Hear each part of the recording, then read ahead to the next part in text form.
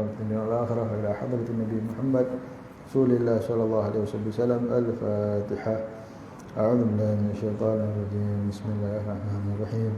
الحمد لله رب العالمين الرحمن الرحيم مالك يوم الدين إياك نعبد وإياك نستعين اهدنا الصراط المستقيم صراط الذين أنعمت عليهم غير المغضوب عليهم ولا الضالين آمين. بسم الله الرحمن الرحيم. الحمد لله رب العالمين. اللهم صل وسلم على سيدنا محمد وعلى آل سيدنا محمد. اللهم يا من وفق أهل الخير للخير وأعانهم عليه وفقنا اللهم للخير وأعنا عليه. ربنا زدنا علما وارزقنا فهما وأنت خير الرازقين. وصلى الله على سيدنا محمد وعلى آله وصحبه وسلم. الحمد لله رب العالمين. Alhamdulillah, dimulakan Tuan Imam, Tuan Pengerusi, para tuan guru, para asatidz, hadirin hadirat muslimin muslimat, ibu ayah yang dimulakan Allah Subhanahu wa taala. Alhamdulillah, syukur kita kepada Allah Subhanahu wa taala di atas taufik pilihan Allah Subhanahu wa taala. Kita diberi nafas berada di dalam hari yang ke-11 daripada bulan Ramadan Al-Mubarak. Alhamdulillah, telah berlalu 10 hari atau 11 hari yang lalu daripada bulan Ramadan. Bagaimana hal keadaan kita? Telah lalu 120 daripada rakaat daripada solat tarawih dan daripada solat-solat yang lain. Bagaimana hal keadaan kita dengan Quran? Kita telah baca Quran, mungkin ada orang yang satu harinya 3 juz baca Quran, dah khatam Quran. Maka bagaimana keadaan kesan daripada ibadah tersebut? Sebagian orang-orang saleh, hatta para as-sahabah, mereka lebih risaukan penerimaan amalan itu. Mereka buat amal itu satu, mereka lebih risau adakah amal itu diterima Allah SWT ataupun tidak. Itu sebab bila mereka sambut raya, ucapan mereka hari raya mereka apa dia? Taqabbalallahu minna wa minkum salihal a'mal. Mudah-mudahan Allah terima amal kita itu. Itu minta Allah terima kan. Dan tengok tanda tu. Sebab kita takut buat amal tapi Allah SWT tak terima kan. Takut ada amal niat yang tak betul, niat yang terselindung di sebalik hati yang tak betul, boleh jadi sebab amal tak diterima. Itu takut. Akhirnya tertipu dengan amal. Rasa senang, rasa dah layak masuk syurga, rupanya termasuk orang yang tertipu dengan amalan. Waliyahzubillah. Maka para salihin, para awliyaillah, para sahabat, mereka takut buat amal, rupanya amal itu dicampak balik. Waliyahzubillah. Jadi kita jangan rasa senang kita dah buat amal. Lepas tu dah rasa diri dah bagus. Tidak kan. Tengok tanda, harapkan amal itu diterima dan tengok kesan daripada amal itu. Ada kesan tak pada kita? Ke sama aja? Ke lebih teruk kan? Maka itu yang kita takutkan. La ilaha illallah. Maka itu kita tengok apa kesan kita dah. Ini biasa nasihat ini biasa diingatkan oleh guru-guru kita. Bila kita dah lalu 10 hari pertama daripada Ramadan, tengok apa kesan ibadah tu apa. Kesan daripada ibadah yang kita dah buat sama aja ke sebelum masuk Ramadan, dah masuk 10 hari Ramadan dah berlalu, sama aja ke ataupun ada peningkatan? Bulan Ramadan bulan penyucian hati, penyucian jiwa. Adakah? Tengok apa tanda hati itu kalau dah bersih, apa tanda dia kan? Tanda dia baca Quran tak kenyang. Kan? Seperti mana kata Sayyidina Uthman bin Affan radhiyallahu anhu. Idza taharatil qulub lam yashba' min tilawatil Quran. Bila seorang hati dia dah bersih, dia tak kenyang baca Quran. Kalau sebelum ni baca Quran berat, dah 10 hari dah berlalu daripada Ramadan, baca Quran dah makin ringan kan. Itu sepatutnya ada tanda. Dia risau, tengokkan tanda tu, harapkan tanda tu. Dan selepas Ramadan nanti, tanda gabul Ramadan ialah dapat puasa sunat 6 hari daripada bulan Syawal kan. Jadi itu kita tengok tanda buat amal, gabulnya ialah mampu untuk buat amal yang berikutnya. Alhamdulillah, lalu kita sambung ambil berkat membaca daripada kitab Imam Ghazali, nasihat beliau. Pertemuan yang lalu kita telah mendengarkan nasihat beliau supaya menjaga lidah. Qala Syekh Musannif rahimahullah taala wa nafa'ana bihi fid darain ila anqal. Allah SWT telah menciptakan bagimu akan lidah supaya engkau dapat berzikir dengannya dan supaya engkau dapat membaca Al-Quran dan membimbing manusia ke jalan kebenaran. Tu di antara nikmat-nikmat lidah yang terbesar. Lidah, satu nikmat. Apa nikmat lidah yang terbesar? Di antara nikmat-nikmat, di antara nikmat lidah yang terbesar ialah dapat berzikir kepada Allah SWT dengannya. Kan? Dapat berzikir, menyebut nama Allah. Satu subhanallah lebih berat di sisi Allah. Kan? Di timbangan neraca amal.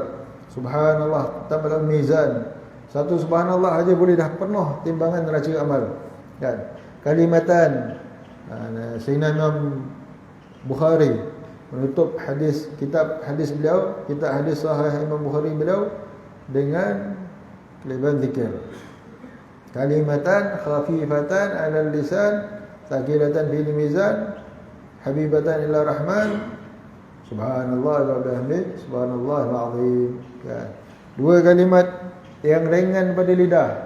Tak payah bayar duit, tak payah susah payah, tak payah nak berbelit lidah. Ada orang nak baca Quran tak boleh lah, berbelit lidah saya. Kan? Dulu budak-budak baca boleh. Dah lama begini baca balik semua, keras. Tapi kalimat ini ringan aja kat lidah, tak payah berbelit pun. Kan?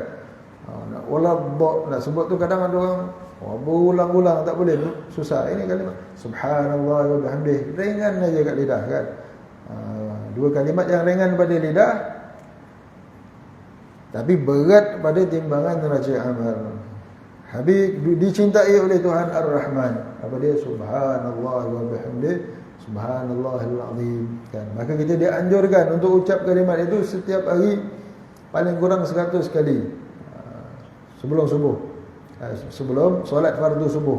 Antara azan dengan qamat, kalau boleh bawa lafaz ini. Kan? Subhanallah wa bihamdihi, subhanallahil azim, astaghfirullah. Seperti awal kitab kemarin kita dah lepas subuh, amalan lepas subuh Imam Ghazali dah bawakan. Dianjurkan itu, dan itu di antara penyebab mudah dapat rezeki. Kan? Para haiwan-haiwan dapat rezeki dengan sebab mereka bertasbih. Dan maka itu satu orang yang sebelum subuh, sebelum solat fardu subuh, antara itu kalau sempat, kan, dia baca istighfar, tasbih itu, subhanallah wa bihamdihi, subhanallahil azim, astaghfirullah. Kita niatkan rezeki zahir dan rezeki batin. Kan? Mudah-mudahan dengan tasbih itu, haiwan-haiwan bertasbih dapat rezeki. Dan yang antara penghalang daripada mendapat rezeki, dosa. Maka itu ada dihimpunkan sekali istighfar. Subhanallah bihamdihi, subhanallahil azim, astaghfirullah, subhanallah bihamdihi, subhanallahil azim, astaghfirullah. Kan? Sekurang-kurang 100 kali. Tak dapat waktu itu pada waktu lepas subuh ke, sebelum terbit matahari ke, kan. Jadi itu zikir. Dan setiap zikir-zikir itu semuanya besar, kan? Setiap zikir-zikir semuanya besar. Afdhalul zikir fa'alam annahu la ilaha illallah. Apa dia katakan ulama tentang besarnya zikir la ilaha illallah? Cukup memadai kamu tahu kelebihan zikir la ilaha illallah, bahawa tak sah satu orang itu masuk Islam melainkan dengan mengucapkan kalimat asyhadu an la ilaha illallah Muhammad Rasulullah. Tahu itu, renung akan perkara itu, cukup nak tahu kelebihan la ilaha illallah itu, tak sah satu orang Islam, satu orang nak masuk Islam. Dia bacalah selawat Allahumma salli ala Muhammad, dia bacalah subhanallah bihamdihi, subhanallahil azim misalnya, kan, tak diterima Islam dia kecuali dia mengucap asyhadu an la ilaha illallah wa asyhadu anna Muhammad Rasulullah. Islam dia, haram darah dia, haram harta dia, wajib dijaga kehormatannya, kan, wajib dijaga kemuliaan dia. Cukup kamu tahu kelebihan la ilaha illallah dengan ianya syarat untuk satu orang itu masuk Islam. Di akhirat, di akhirat ada satu orang, ada diriwayatkan satu orang itu di timbangan neraca amal, buku catatan amalnya yang buruk penuh, berat yang jahat. Amal baiknya dia cuma tengok apa dia? Amal baiknya cuma ada satu je, sekeping je. Buku catatan amal baik dia cuma satu je amalan yang dia buat. Apa dia? La ilaha illallah. Dia tengok, ni confirm ahli neraka lah, kan.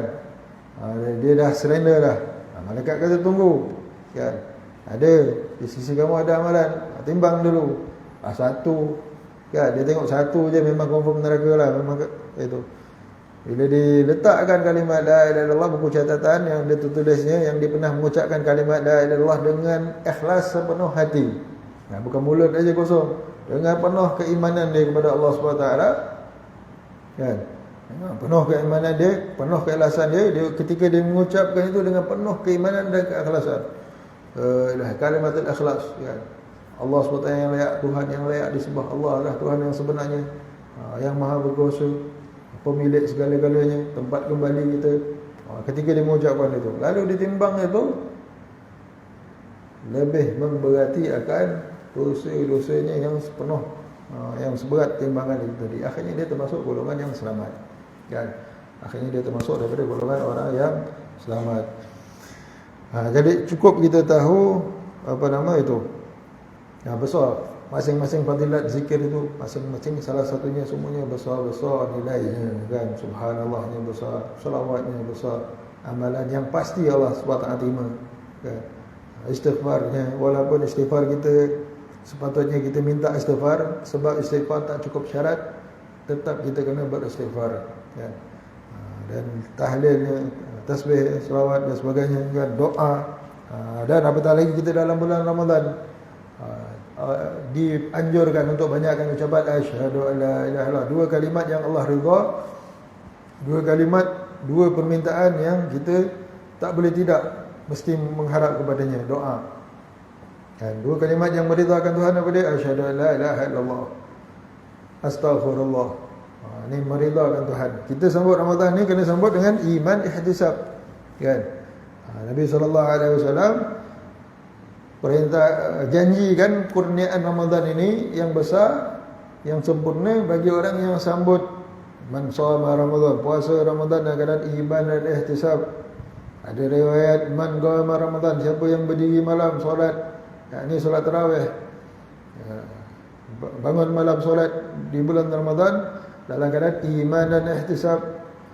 Wa man qama Lailatul Qadar, siapa yang bangun malam pada Lailatul Qadar iman ihtisab. Apa tu iman dan ihtisab? Dalam keadaan iman, membenarkan Allah SWT, membenarkan Rasulullah, dan ihtisab, membenarkan janji-janji Allah, adanya syurga, adanya neraka. Ihtisab, harapkan kurniaan Allah SWT. Ikhlas, kan? Ihtisab, yakni beramal itu, sambut Ramadan itu puasa, solat tarawihnya, buat ibadah-ibadah yang lainnya, kan? Dalam keadaan iman dan ihtisab. Beriman dengan Allah SWT, bertemu, yakin dengan pertemuan dengan Allah SWT, yakin adanya syurga, yakin adanya neraka, kan? Dan mengharap agar Allah SWT selamatkan kita daripada neraka, masukkan kita ke dalam syurga. Dan ihtisab itu, orang ni dalam beramal ada tiga peringkat. Ada orang yang beramal dalam keadaan di sisi ahli tasawuf lah, kan? Umpama macam hamba neraka, kan? Buat amal sebab takut neraka.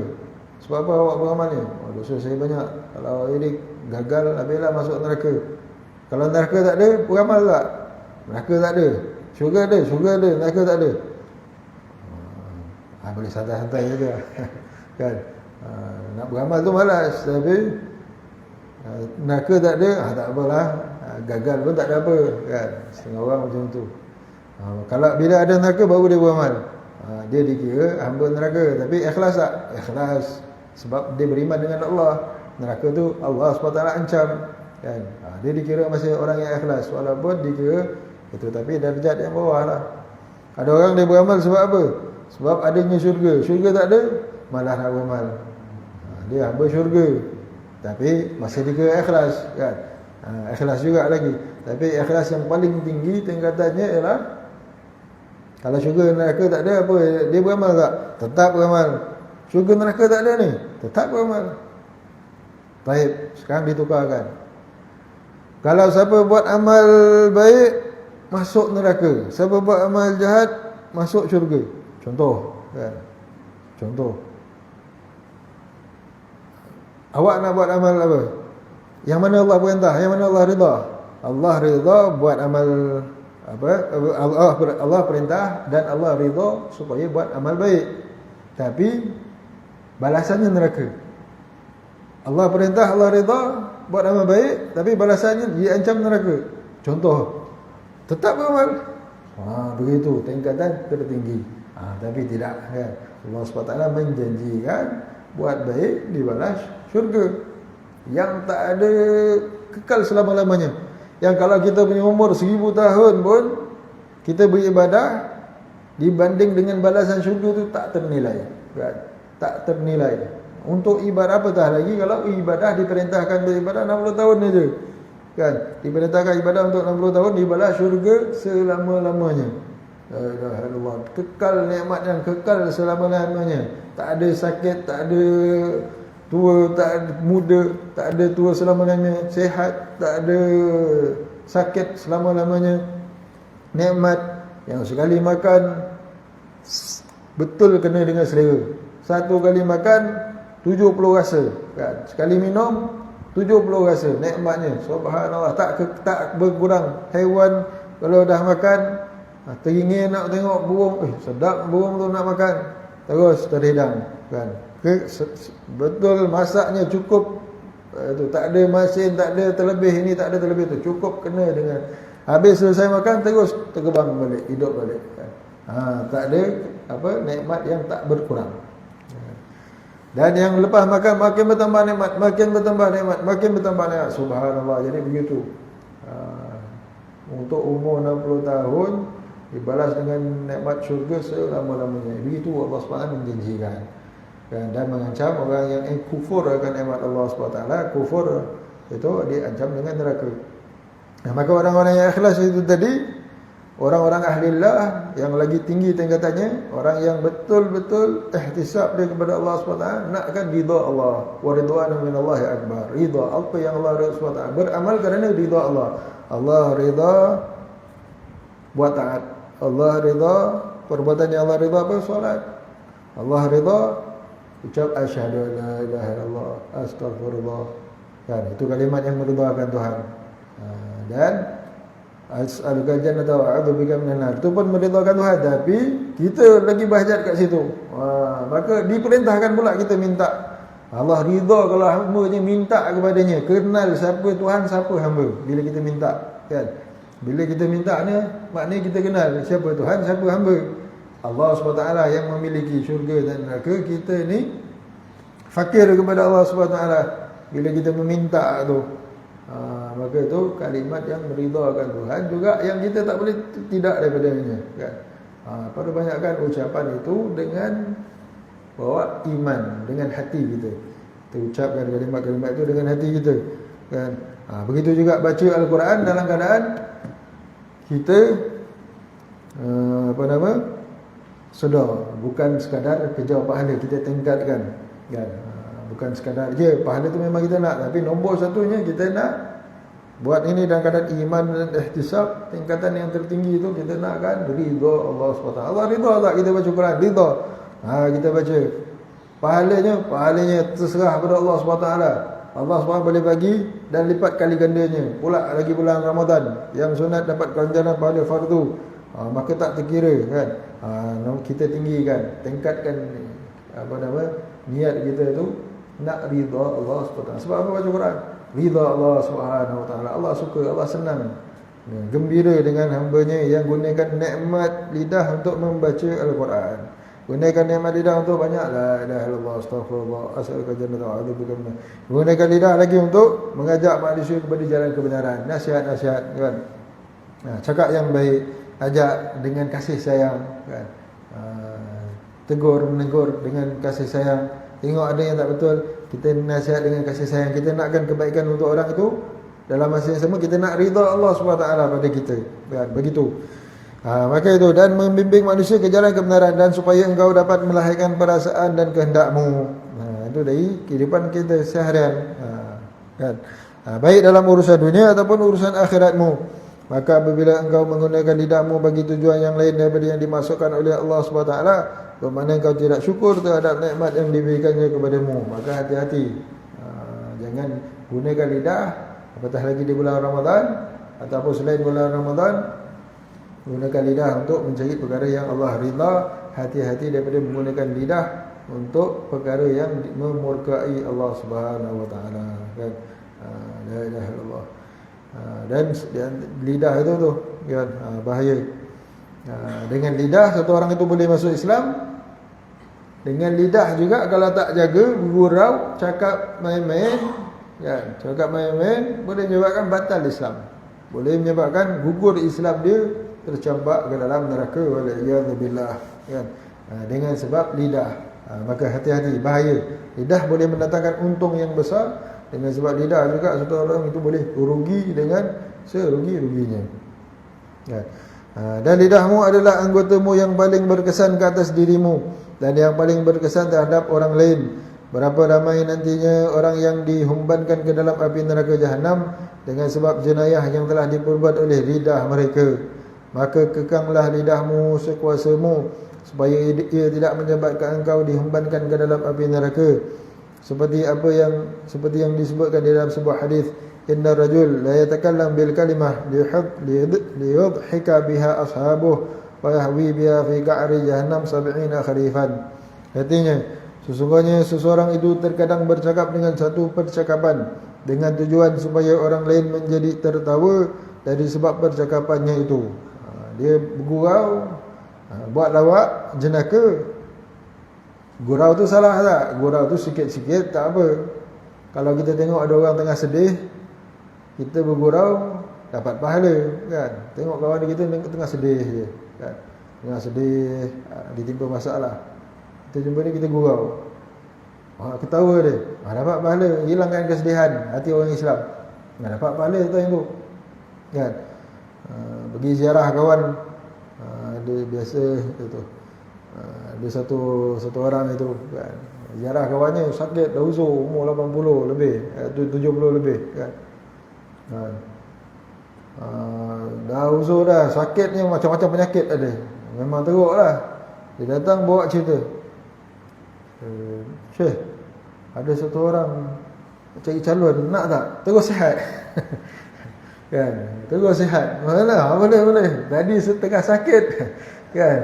Buka cerita nak kahwin, terus sihat. Dia gurau macam itu, kan. Untuk hilangkan stres orang sakit kan tengah stres apa. Dia buat aku, dah ketawa, dah hilang sakit dia. Macam itu tak apa, kan. Gurau macam tu dapat pahala, kan. Tapi jangan nipu lah, kan. Jadi tapi apa itu, apa namanya, begitu. Nabi SAW bergurau, kan. Ada satu orang takut, sedih, kan. Apa nama, kemudian Nabi SAW bergurau untuk hilangkan kegembiraan, kesedihan orang tersebut, kan. Jadi gurau dengan orang yang sedih, dapat pahala. Gurau berlebihan makruh, boleh mengeraskan hati. Ketawa aja 24 dari pagi sampai ke petang, ketawa aja, pun tak boleh, tak bagus, kan. Boleh mengeraskan jiwa, kan. Berpada-pada. Tapi kalau bergurau sampai tahap menjatuhkan orang, menjatuhkan air muka orang, menjatuhkan maruah orang, bergurau mengejek, ni dua orang mengejek yang seorang lagi, bergurau macam itu bahaya, kan. Bergurau macam itu dah melampaui batas. Dalam Islam aja diajarkan, diletakkan batas bergurau, ada had dia, kan. Bila dah melampaui batas bergurau macam itu bahaya. Dia bergurau untuk ketawakan kawan dia dengan perkara yang dibenci oleh Allah SWT, maka dia boleh menjadi sebab dia dicampak ke dalam api neraka selama 70 tahun, kan. Dia tidak menyangka bahawa perkataan itu akan menyebabkannya dihembankan ke dalam api neraka selama 70 tahun. Dia gurau aja, kawan dia ketawa, dia ngutuk yang lain, kan.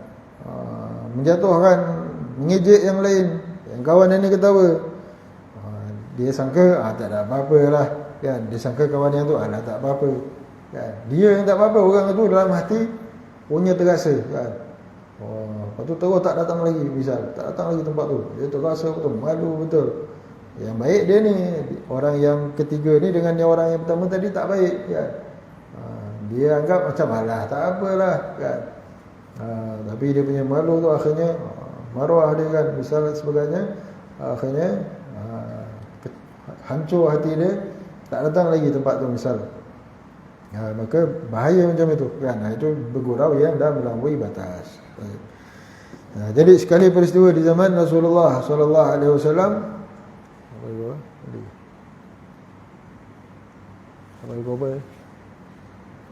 5.40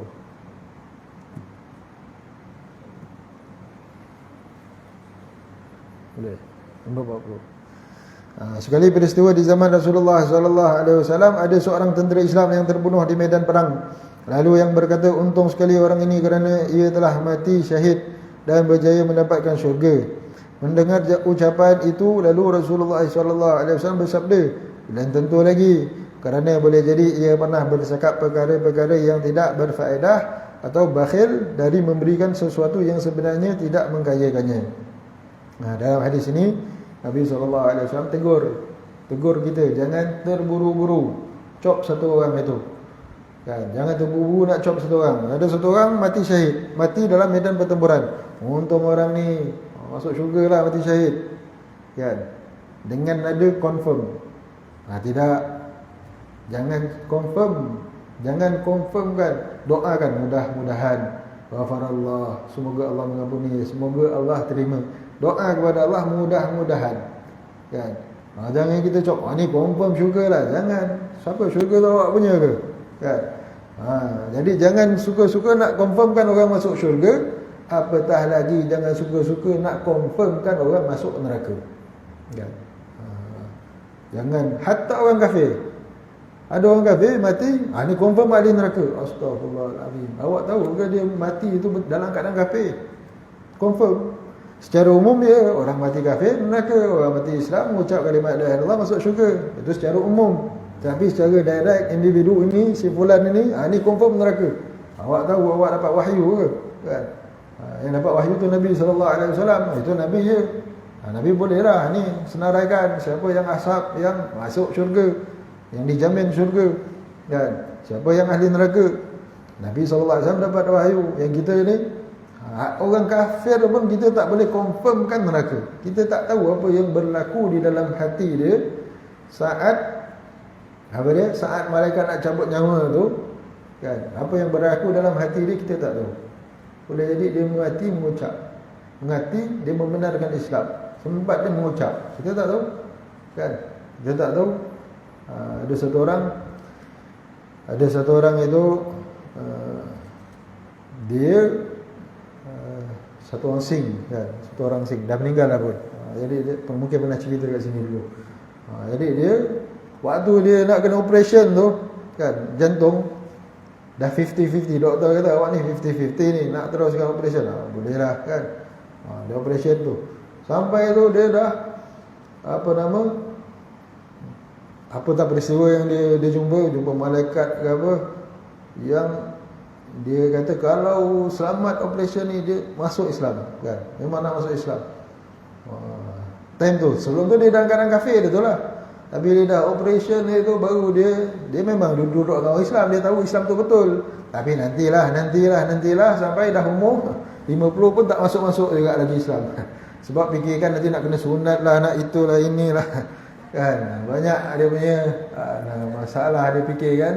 Tangguh lalas sampai dah dah operation dah 50-50 tu. Dia kata ini keluar hospital ni, kalau panjang umur keluar hospital memang dia nak terus istiharkan. Dia dah pasang niat kan. Jadi kalau dia meninggal time tu pun menurut sebagian ulama dah dikira Islam lah kan. Sebab dia nampak benarnya Islam, cuma tinggal lagi tak mengucap. Syaratnya kena mengucap. Dalam hati dia dah membenarkan Islam lah kan. Tapi itulah tak sah lagi Islam dia. Akhirnya Allah SWT beritahu baik, akhirnya dia mengucap, akhirnya dia jadi orang yang istiqamah solat berjemaah, jemaah masjid Wadi Hasan dulu di Johor Bahru kan. Masya-Allah. Akhirnya dia masya-Allah, dan akhirnya dia pun meninggal dunia dalam keadaan Islam kan. Jadi itu satu keadaan. Satu lagi keadaan, saudara baru masuk Islam. Dia tanya soalan. Dia ni bapaknya, dia selalulah dia dah masuk Islam. Dia ajak bapak dia masuk Islam. Ahli keluarga dia semua masuk Islam. Semua tak nak masuk Islam lah kan. Tapi dia ajak sampai masa bapak dia tak ada masuk. bapak dia nak meninggal, ahli keluarga yang lain ada, bapak dia cakap perkataan yang dia orang tak faham. Kan? Dia tak ada. Bapak dia cakap perkataan yang dia orang tak faham. Kan?